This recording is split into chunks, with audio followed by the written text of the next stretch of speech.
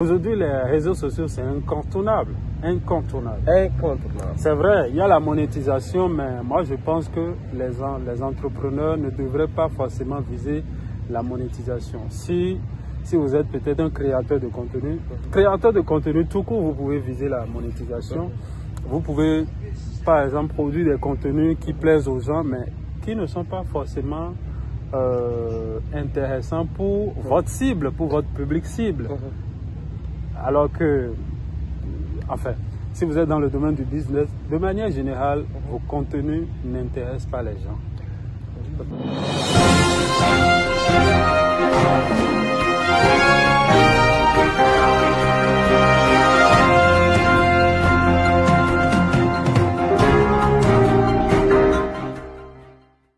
Ouais. Tu fais du commerce porte à porte, ou bien tu fais du commerce en physique avec les gens. Et puis du jour au lendemain, on te dit que la Covid est venue, comme le Sénégal, on nous a confinés. Comment ton entreprise va fonctionner? Il faut aller sur les réseaux sociaux. Ah, mais si tu n'es pas adapté aux réseaux sociaux comme moi, comment tu vas faire? Ça devient difficile. Ça devient bizarre. Ouais, donc on te dit qu'en ce moment, il y a TikTok, il y a tous les réseaux sociaux, Instagram et tout cela. Mais ça t'est arrivé. Par exemple, on ne te force pas à l'implanter, mais c'est l'environnement économique qui le demande. Parce qu'en ce moment-là, technologique, on est arrivé à ce monde-là. J'aime pas, mais il faut que je l'insère aussi dans mes affaires. Ça, c'est impératif pour préparer à des éventuels obstacles qui peuvent arriver. Parce que qui te dit que une maladie plus dangereuse que la Covid-19 ne va pas nous arriver d'ici dans les années à venir. Mais si tu veux tes ventes en ligne, si tu es dans le commerce, tu fais tes ventes en ligne, quand on te confine aussi, tu continueras à te faire des livraisons. On va te payer tes livraisons. Ça ne demande pas une présence physique ou bien avoir des contacts avec les gens pour faire ton commerce. Quand on ne te confine pas, tu vas continuer à faire tes ventes. Mais imagine, tu n'es pas dans les réseaux sociaux, tu ne fais pas des ventes en ligne. On te dit qu'il y a une maladie qui est arrivée là, Bassirou Diomaye Faye ferme les portes de toutes les entreprises. Comment tu vas fonctionner? Ça devient dur. Et puis, tes employés, tu ne vas pas les laisser comme ça, il faut que tu les payes. Ah ouais. Il faut penser à ça aussi. Ils sont déclarés. Imagine, si tu fais des ventes en ligne, tu peux faire du télétravail. Pour s'adapter à réalités qui sont venues de manière imprévisible. Et si tu avais fait une grosse planification,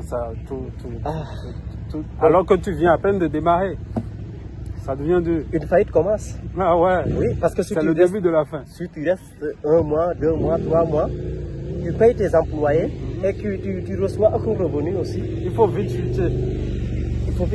Sinon là, ça ne va pas. Avant de réagir, avant d'avoir des abonnés, avant d'avoir ça, mais peut-être qui t'a dit qu'il n'y a pas de concurrents à toi. Qui sont déjà sur... Voilà, qui sont déjà dans ce milieu-là, qui sont adaptés aux réalités du terrain. Mais la concurrence, c'est seulement la concurrence qui va te faire sortir de ce du business. Il faut très bien penser à ça. Ça, c'est intéressant. Oui, c'est ça. Les réalités sont différentes. Aujourd'hui, les réseaux sociaux, c'est incontournable. Incontournable. C'est vrai, il y a la monétisation, mais moi, je pense que les entrepreneurs ne devraient pas forcément viser la monétisation. Si vous êtes peut-être un créateur de contenu tout court, vous pouvez viser la monétisation.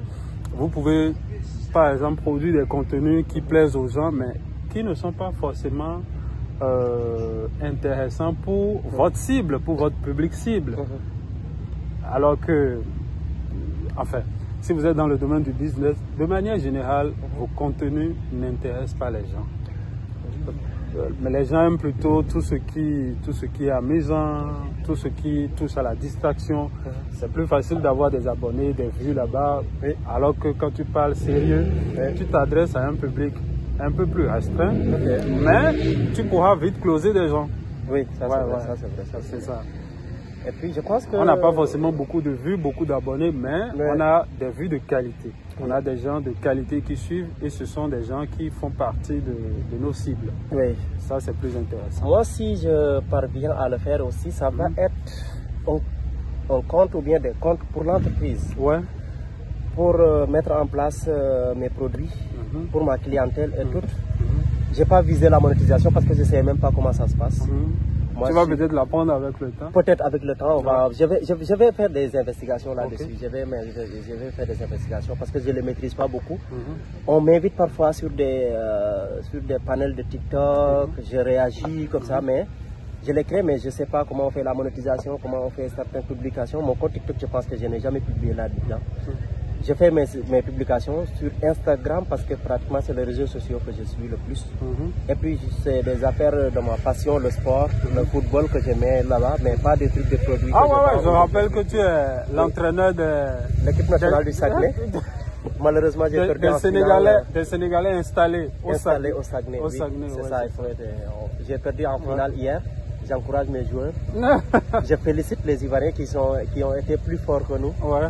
Je les félicite encore une fois et j'ai dit à mon équipe de se préparer pour la CAN prochaine. Ok. Oui, c'est ça. Bon, Pape, merci beaucoup pour cette rencontre.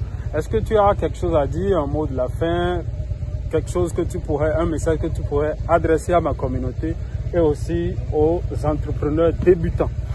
Oui, si j'avais quelque chose à dire et que je remercie d'abord ma famille qui est là avec moi. Je salue aussi, je vous salue, toi et tes téléspectateurs. Et je recommande fortement aux petits entrepreneurs qui viennent de commencer de bien penser là où ils mettent leur argent, de bien